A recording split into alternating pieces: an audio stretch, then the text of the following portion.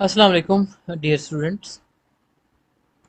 Third unit है classification का। ठीक है, तो क्लासिफिकेशन का जो यूनिट है इसकी जो एक्टिविटीज़ हैं इसको देखने से पहले मैं आपको ये बता दूं कि अभी डिटेल में हमने क्लासिफिकेशन ऐसे को डिस्कस किया है। ठीक है, होता क्या है, उसको लिखा किस तरह से जाता है, इंट्रोडक्शन क्या है, बॉडी क्या है, कंक्लूजन क्या है, और उसके अंदर हमने कौन कौन से ट्रांजिशनल डिवाइसेस जो है वो इंट्रो में यूज़ करने हैं, कौन से ट्रांजिशनल डिवाइसेस हमने बॉडी में यूज़ करने हैं, और कौन से ट्रांजिशनल डिवाइसेस जो है वो हमने कंक्लूजन में यूज़ करने हैं। ये सारी चीज़ें हम डिटेल में डिस्कस कर चुके हैं।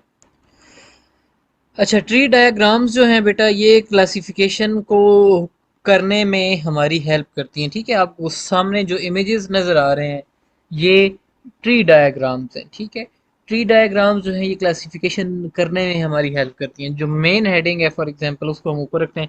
मिसाल के तौर पे आपसे कहा जाता है कि जी गेम्स जो है उसके ऊपर आप क्लासिफिकेशन ऐसे लिखें। ठीक है, तो हमने गेम्स लिख लिया, उसके बाद अब हमने इसकी कैटेगरीज बनानी है। ज़ाहिर है हमने क्लासिफाई करना है ना चीज़ों को।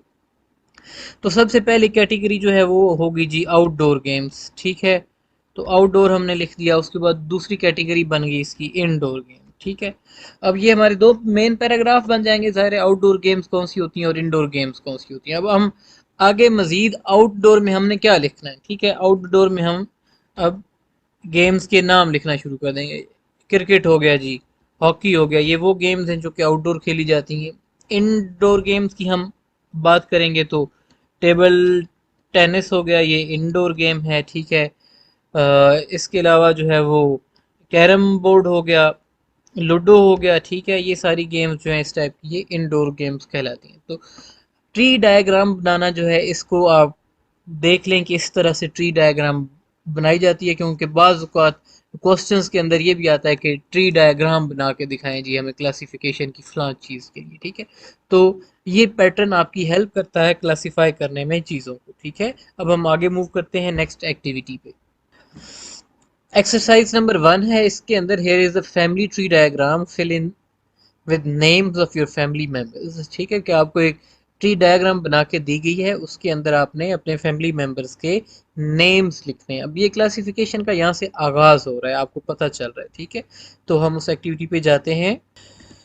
तो ये आ गई जी फर्स्ट आपकी एक्टिविटी। तो मी आप अपना नेम लिखें। ठीक है, उसके बाद आप ब्रदर का नेम, सिस्टर का नेम लिखें, आपकी मदर कौन है, आपके फादर कौन है, आपके ब्रदर सिस्टर्स जो हैं, grand mother grand father maternal जो है वो मतलब कि उस हिसाब से कौन है, नाना नानी कौन है, दादा दादी कौन है। ठीक है, तो ये इस तरीके से आपका फैमिली ट्री बन जाएगा। ठीक है, अब आप देखें तो फर्स्ट प्रैक्टिकल एक्टिविटी जो आपके सामने है वो है क्लासिफिकेशन की गई है कंप्यूटर्स की। ठीक है, कंप्यूटर्स की क्लासिफिकेशन आप देखें तो तीन टाइप्स के अंदर उसने क्लासिफाई किया है कंप्यूटर्स को। अब अगर कंप्यूटर पे के राइट अ क्लासिफिकेशन ऐसे ऑन कंप्यूटर लेट्स सपोज आपको आ जाता है। ठीक है, तो ये चीज़ आपकी हेल्प करेगा कि तीन कैटेगरीज के अंदर उसने तकसीम किया, मिनी कंप्यूटर्स, माइक्रो कंप्यूटर्स और मैक्रो कंप्यूटर्स। ठीक है, अब आगे इसी पे मजमून दिया गया है, मजमून को हम ज़ाहिर गो थ्रू करेंगे ताकि दो तीन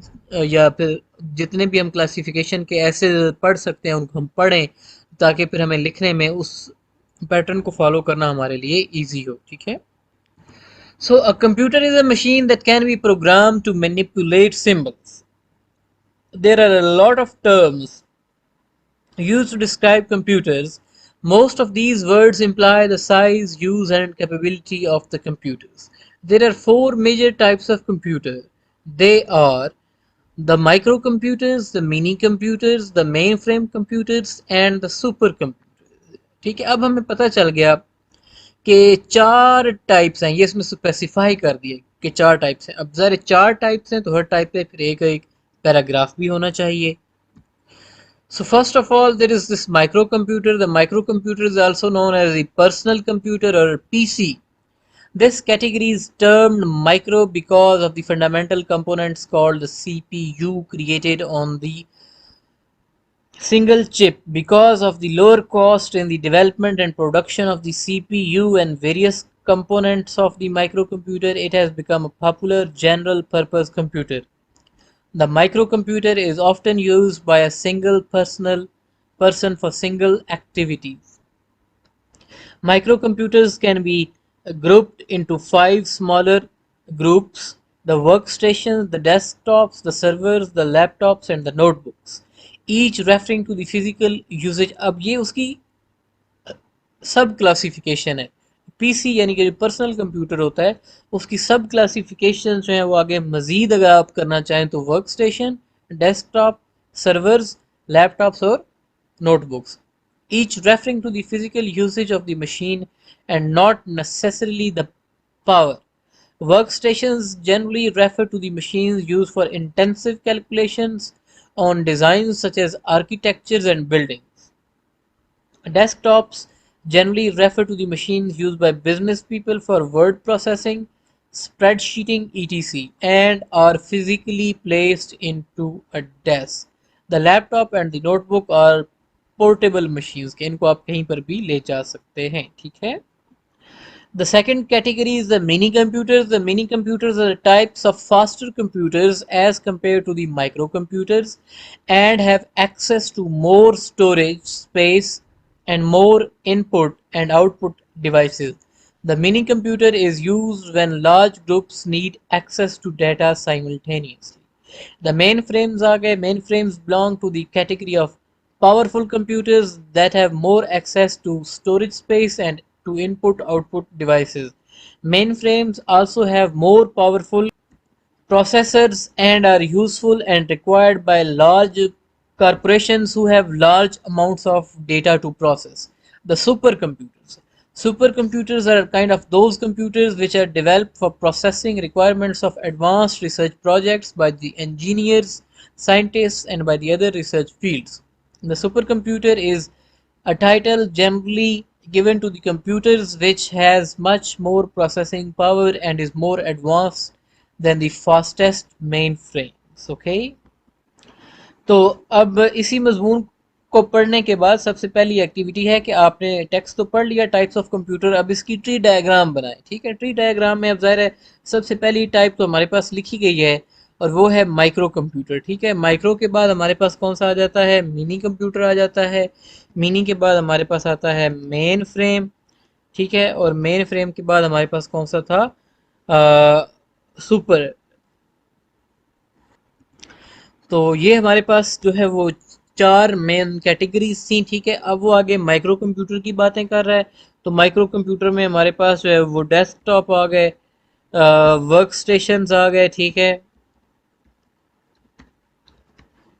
लैपटॉप आ गए और नोटबुक्स आ गई। ठीक है, तो अब ये देखें ना आपके बड़ा खूबसूरत सा एक आपके पास ट्री डायग्राम बन गई क्लासिफिकेशन की कि अगर आपने माइक्रो कंप्यूटर पे लिखना है तो उस पे अगेन आप डेस्कटॉप पे एक जो है वो लिख लें पैराग्राफ, एक पैराग्राफ वर्क स्टेशन पे लिख लें, एक पैराग्राफ लैपटॉप पे लिख लें और एक ही पैराग्राफ आप नोटबुक पे लिख लें। ठीक है, तो इस तरह से क्लासिफिकेशन आपके लिए करना आसान होती है। ठीक है, तो ये जो ट्री डायग्राम है ये बनानी आपको आनी चाहिए। अच्छा, थर्ड एक्सरसाइज है जी। थर्ड एक्सरसाइज के अंदर हमें चंद वर्ड्स दिए गए हैं। ठीक है, ये जो वर्ड्स हैं ये सारे मिक्स्ड हैं। ठीक है, इनमें से एक वर्ड जो है वो जनरल वर्ड है और बाकी जो वर्ड्स हैं वो उसकी क्लासिफिकेशंस के जुमरे में आता है। ठीक है, जैसे फॉर एग्जांपल पहला वर्ड हमें दिया गया है स्पोर्ट, खेल। खेलों की फिर आगे कैटेगरीज हैं, हॉकी है, बास्केटबॉल है, क्रिकेट है, टेनिस है, फुटबॉल है। ठीक है, इसी पैटर्न पे बाज़ औक़ात आपके पेपर के अंदर क्वेश्चन भी आ जाता है कि आपको जम्बल्ड वर्ड्स दिए जाते हैं, उनमें से एक आपने उनका हेड वर्ड चूज करना होता है। ठीक है, तो अब नंबर वन पे आप देखें, सोफा है, चेयर है, फर्नीचर है, टेबल है, बेड है, कपबोर्ड है। तो फर्नीचर जो है वो जनरल टर्म है हमारे पास और बाकी सारी जो चीज़ें हैं, table, bed, cupboard, chair, sofa, ये सब फर्नीचर की क्लासिफिकेशंस हैं। ठीक है, सेकंड अगर आप देखें, कोट है, क्लोथ्स है, पेंट है, शर्ट है, स्कार्फ है, कुर्ता है। तो अब ये सारी चीज़ें किससे बनती हैं, क्लोथ से बनती हैं, कपड़ों से बनती हैं। ठीक है, तो इनके लिए जनरल नाम जो है वो कपड़े कहा जाता है कि मैंने अच्छे कपड़े पहने। अगर आपने अच्छा कोट पहना है तो आप ये नहीं कहते कि अच्छा कोट पहना, आप ये कहते हैं कि आज अच्छे कपड़े पहने। ठीक है यार, आज आपका लिबास अच्छा है। तो क्लोथ्स जो है वो जनरल टर्म है और बाकी सारी उसकी क्लासिफिकेशंस हैं, ठीक है। Soft drinks, mango juice, Pepsi, Mirinda, seven up, ठीक है। सॉफ्ट ड्रिंक्स जो है ये जनरल टर्म्स है और ये बाकी सारी उसकी क्लासिफिकेशंस है। इसी तरह सेंटेंस नंबर 4 में आप देखें तो फ्रूट्स जो है वो जनरल टर्म है और बाकी सारी क्लासिफिकेशंस है, ठीक है। नंबर 5 में अप्लायंसेस जो है it is general term and all other words जो है वो उसकी क्लासिफिकेशंस हैं, ठीक है। Television, vacuum cleaner, microwave oven और जूसर जो है ये सारी होम अप्लायंसेस की कैटेगरी में आती हैं। एक्सरसाइज नंबर 4 है, इसमें आपको लिस्ट दी गई है वेजिटेबल्स की एंड वेजिटेबल्स भी can be categorized into three main categories: vegetables that grow under the ground, vegetables uh, where there whereas there are a lot of many which grow above the ground, and then there are many more which grow as a plant और on a tree, ठीक है। कि underground होती हैं, over the ground होती हैं और वो जो कि दरख्तों पे या फिर पौधों पे उगती हैं। जैसे टोमेटोज जो हैं वो पौधे के ऊपर उगते हैं, स्पिनिच जो है वो एज अ प्लांट उगती है, कैबेज जो है वो भी एज अ प्लांट उगती है, ठीक है। पोटैटोज़ जो होते हैं या अनियंस जो होते हैं या फिर गार्लिक जो है ये चीज़ें अंडरग्राउंड उगती हैं, ठीक है। तो अब वेजिटेबल्स की लिस्ट दी गई है, इसको आपने क्या करना है, 3 मेन कैटेगरीज के अंदर आपने क्लासिफाई करना है। Let's have a look at the list of the vegetables. अब ये लिस्ट है हमारे पास, ठीक है। सबसे पहले है ब्रोकली। ब्रोकली को हम ना टेबल बनाएंगे एक, अगर इस टाइप का क्वेश्चन अगर पेपर में आता है ना तो हम एक टेबल बनाएंगे। सबसे पहली कैटेगरी हम लिखेंगे vegetables that grow underground, vegetable that grow above the ground या फिर the vegetables that grow as plants और the vegetables that grow on the plants के जो के उनके ऊपर लगती हैं, ठीक है। ब्रोकली जो है ये एज अ प्लांट उगती है, कैरेट जो है ये अंडरग्राउंड है, क्यूकम्बर जो है ये प्लांट के ऊपर लगता है, मशरूम जो है ये एज अ प्लांट यानी कि पूरा प्लांट होता है, अनियन जो है इट इज़ अंडरग्राउंड, पीज जो हैं ये प्लांट के ऊपर लगती है, पेपर यानी कि मिर्चें जो हैं ये भी प्लांट के ऊपर लगती हैं, potato underground, radish underground, cabbage जो है ये एज अ प्लांट होता है, sweet corn above the ground plant के ऊपर लगता है, टोमेटो भी प्लांट पे लगता है, आबरजिन या फिर एग प्लांट जो है यानी कि जिसको हम बैंगन के नाम से जानते हैं जो आम हमारी ज़बान है उसमें, ये भी प्लांट के ऊपर लगता है। बीट रूट जो है ये अंडरग्राउंड होती है, गार्लिक जो है ये भी अंडरग्राउंड होती है, ठीक है। ओकरा जो है प्लांट के ऊपर यानी कि भिंडी प्लांट के ऊपर लगती है, स्पिनिच पालक जो होती है ये बतौर प्लांट उगाई जाती है, ठीक है। Now you have been given a classification, ऐसे एक सैम्पल क्लासिफिकेशन ऐसे साइंटिफिक नेचर का जो है वो आपको दिया गया है पढ़ने के लिए, ठीक है। उसकी हम रीडिंग करते हैं। Classification is a common activity in science as well. Scientists are interested in observing and collecting facts and data and then arranging them in groups, categories, and classes. Scientists who study living things are called biologists. Biologists categorize living things into two broad categories: the animal kingdom and the plant kingdom. ठीक है। Since there are several million types of plants and animals, biologists have to subdivide or subclassify these according to the classes, subclasses, and so forth. Classification provides students a way to sort and group organisms for easier study, कि अगर हम organise कर लेते हैं उनको, groups में इकट्ठा कर लेते हैं तो फिर उनका मुताला करना आसान होता है। Scientists have found and described approximately 1.75 million species on Earth, plus new species are being discovered every day. From tiny bacteria to yeast to starfish to blue whale, life diversity is truly impressive. With such a diversity of life on Earth, how does one go about making sense of it all? कि इतनी ज़्यादा diversity है ज़िंदगी की कि 1.75 million, ठीक है, यानी कि 17 से 18 लाख मुख्तलिफ अकसाम की जो हयात है, जो ज़िंदगी है, वो ज़मीन पर अब तक दरियाफ्त हो चुकी है और हर रोज़ इसमें न्यू एडिशंस भी हो रहे हैं। अब जब इतनी ज़्यादा चीज़ें होती हैं तो उनको समझना मुश्किल होता है जब तक कि हम उनको क्लासीफाई नहीं करते, ठीक है, जब तक हम उनके ग्रुप्स नहीं बनाते। One way to make sense of it is by classification from the earliest times people who have studied the natural world. They have named these living organisms and placed them in different groups or categories on the basis of their similarities and differences. Scientists put similar species into groups so that those millions of species do not seem so overwhelming. People rely on their knowledge of classification to understand what different species are like.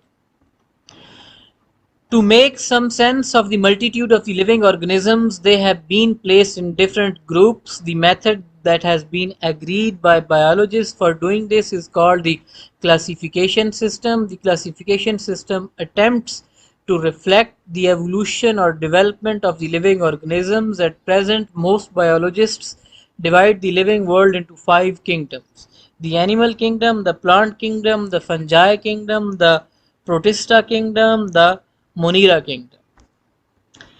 अब आप देखें तो living world को 5 categories के अंदर या फिर 5 kingdoms के अंदर डिवाइड किया गया है, जो कि अपने ऊपर पड़े हैं, ठीक है।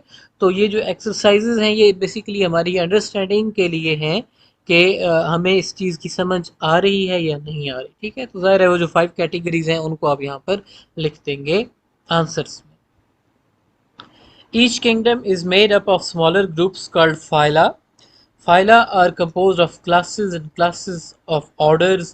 Each order is made up of smaller groups called families. A family is composed of genres and a genus is composed of species. ठीक है, अब ये सिस्टम है, इस तरीके से ये पूरा ऑर्डर चलता है, ठीक है, कि मतलब कि सब कैटेगरीज बहुत ज़्यादा हैं। ज़ाहिर है 1.75 मिलियन स्पीशीज़ है ना, 17.5 लाख हैं, तो फिर इसमें कैटेगरीज तो फिर बहुत ज़्यादा होंगी। So now let us learn about animal kingdom. ज़ाहिर है हम एनिमल किंगडम को जानते भी हैं। तो एनिमल्स वो होते हैं जो कि ऑर्गेनिक मटेरियल खाते हैं, यानी कि प्लांट्स या फिर दूसरे जानवरों को अपनी खुराक की तलाश में घूमते फिरते हैं, और they take the food into their bodies and then digest it, reproduce by fertilising eggs, ठीक है। ये मेन इसके रूल्स हैं जिसकी बेस पे ये सारी कैटेगरी बनाई जाती है, ठीक है। Animal kingdom is further divided into invertebrates, के वो एनिमल्स की जिनकी बैकबोन नहीं होती, एंड वर्टिब्रेट्स वो जिनकी बैकबोन्स होती हैं। वर्टिब्रेट्स यानी कि बैकबोन वाले हैं, उनके आगे मजीद 5 ग्रुप्स हैं जिसमें फिश, एम्फीबिया, रेप्टाइल्स, बर्ड्स और मैमल्स शामिल हैं। तो इनवर्टिब्रेट्स जो हैं उनके अंदर अब ये बाकी चीज़ें आ जाती हैं जिसमें वर्म्स हो गए, स्टार फिश होगी, स्नेल्स हो गए, क्रैब्स हो गए, स्पाइडर के जिनकी बैकबोन नहीं होती, ठीक है। तो अब वही पूरा क्लासिफिकेशन का चार्ट आप देखें कि लिविंग लिविंग थिंग्स हैं वो एनिमल्स होते हैं। एनिमल की एक हमने कैटेगरी उठा ली वर्टिब्रेट्स, वर्टिब्रेट्स में मैमल्स हैं, मैमल में डॉग्स हो गए, ठीक है, काउज हो गई, बाकी जितने भी हैं। बर्ड्स में रॉबिन हो गया, ठीक है, कुकू हो गया, रेप्टाइल्स में स्नेक हो गया, ठीक है, एम्फीबियंस में फ्रॉग हो गया, फिश में सालोमन हो गई, ठीक है। जहाँ तक इनवर्टिब्रेट्स का ताल्लुक है तो इनवर्टिब्रेट्स में 90% तो इंसेक्ट्स होते हैं, ठीक है, वर्म्स होते हैं, स्टारफिश हैं, स्नेल्स हैं, क्रैब्स हैं, स्पाइडर्स हैं। ज़्यादातर इंसेक्ट्स 90% जो है वो इनवर्टिब्रेट्स का जो हुजम है वो इंसेक्ट्स पे मुश्तमिल है। जी, तो नेक्स्ट ऐसे हम रीडिंग करते हैं, दोबारा क्लासिफिकेशन का ऐसे है और ऐसे है पोल्यूशन पे, ठीक है। तो what is pollution and what are its types, के पोल्यूशन क्या होती है और इसकी टाइप्स कौन सी होती है। टाइप्स की जब भी ज़ाहिर है आपको पता है, जब हमने वर्ड्स या फिर इसके ट्रांजिशनल डिवाइसेस देखे से तो हमें पता है कि टाइप्स का वर्ड जब आता है तो इसका मतलब ये है कि यहाँ पे क्लासिफिकेशन हो रही है, ठीक है। Contamination of soil, water, or the atmosphere by the discharge of harmful substances, undesirable change in the air, water, and land is called pollution, and the substances that cause pollution are called pollutants. The main cause of pollution is human activities. There are different kinds of pollution, and these are अच्छा, first जो type है वो है air pollution. Air supplies us with oxygen which is essential for our bodies to live. Air is made up of 99.9% nitrogen, oxygen, water vapors and tea gases. Air pollution is caused by release of gases such as sulfur dioxide, carbon monoxide, nitrogen oxide, and chemical vapors produced by industry and motor vehicles. The exhaust from the burning fuels in automobiles, homes, and industries is a major source of pollution in the air. Some authorities believe that even the burning of wood and charcoal can release significant quantities of soot in the air. There is indoor pollution as well, which is also needs to be considered. Indoor pollution is inside our homes, offices, and schools. Some of these pollutants can be created by indoor activities such as smoking and cooking. Our exposure to harmful indoor pollutants can be serious. The second kind is water pollution. Water covers 71% of the Earth's surface and makes up 65% of our bodies. Everyone wants clean water to drink, and if water becomes polluted, it can become a threat to our health and to the survival of the fish living in it and the wildlife that depends on it. The used water is called wastewater or sewage. If it is not treated before being discharged into waterways, serious pollution is the result. Water pollution also occurs when rainwater runs off from urban and industrial areas and from agricultural land and mining operations and makes its way back to rivers, lakes, and oceans and into the ground. The third type is soil pollution. Soil is the basic natural resource. So soil pollution occurs when chemicals are released by spill or underground leakage. Among the most significant soil contaminants are hydrocarbons, heavy metals, herbicides, pesticides, and chlorinated hydrocarbons. Therefore, we can say that contamination of the soil is caused mainly by solid and liquid residues and contaminated water. Soil pollution can result in diversification, destruction, and vegetal etc. The fourth type is noise pollution. Noise pollution includes roadway noise, aircraft noise, industrial noise, as well as high intensity sonar. Sonorous pollution is the production of sounds, noises, or vibrations. Noise pollution can cause loss of physical and mental ailments such as irritability, depression, heart problems, etc. Number five is visual pollution. Visual pollution refers to the presence of overhead power lines, billboards, and open storage of trash or municipal solid waste. It is degradation of natural or artificial environment and is visually annoying. Radioactive pollution number six है radioactive contamination resulting from the 20th century activities in atomic physics such as nuclear power generation and nuclear weapons, research, manufacture, and development. Exposure to radioactive pollution can cause damage to a live tissues, cause leukemia, tumors, hair loss, diminution of life expectation, genetic disorders, and lesions. Okay. जी, तो मजमून classification का pollution के ऊपर आपने पढ़ लिया. अब आगे ट्री डायग्राम है. ये ट्री डायग्राम की प्रैक्टिस आपको इस वजह से करवाई जा रही है कि अगर आपको क्लासिफिकेशन का मजमून लिखने को आता है तो आप मजमून लिखने से पहले उसकी ट्री डायग्राम बनाएं. अब ज़ाहिर टाइप्स ऑफ पोल्यूशन पे आया है तो हमने इसको ट्री को कंप्लीट करना है. नंबर वन पे एयर पोल्यूशन थी, फिर हमें पता चला नॉइज़ पोल्यूशन है, फिर हमें पता चला वाटर पोल्यूशन है, फिर हमें पता चला कि विजुअल पोल्यूशन है, फिर हमें पता चला कि जी रेडियो एक्टिव पोल्यूशन है. ठीक है, तो ये सारी टाइप्स हैं, इनको लिखकर आपने ट्री जो है वो आपने कंप्लीट करना है. नेक्स्ट एक और ऐसे आपके पास क्लासिफिकेशन का, इसको हम सिर्फ ओवरव्यू इसका लेते हैं और ऐसे का टाइटल है टाइप्स ऑफ टीचर्स. अच्छा, ये जितने भी किताब के अंदर मज़ामीन होते हैं ना, ये इम्पोर्टेंट इस नज़रिए से होते हैं कि बाज़ औक़ात इसी के ऊपर ही मजमून आ जाता है कि टाइप्स ऑफ टीचर के ऊपर क्लासिफिकेशन का ऐसे लिखें. ठीक है, या टीचर्स के ऊपर क्लासिफिकेशन का ऐसे लिखें.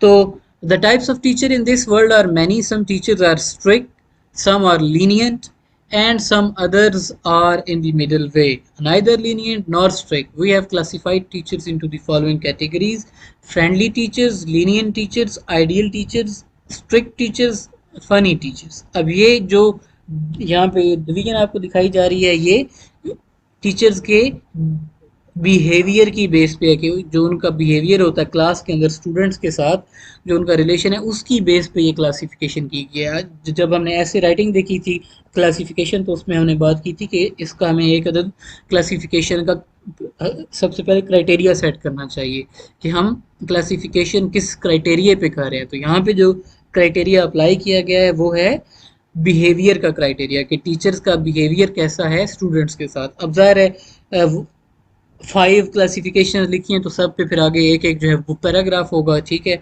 अगर आपको ये मजमून लिखने को आता है तो। मज़ीद हम ये वाला पूरा मजमून नहीं पढ़ेंगे, ठीक है। बुक्स आपके पास हैं, आप वहाँ से इसको बाद में पढ़ सकते हैं।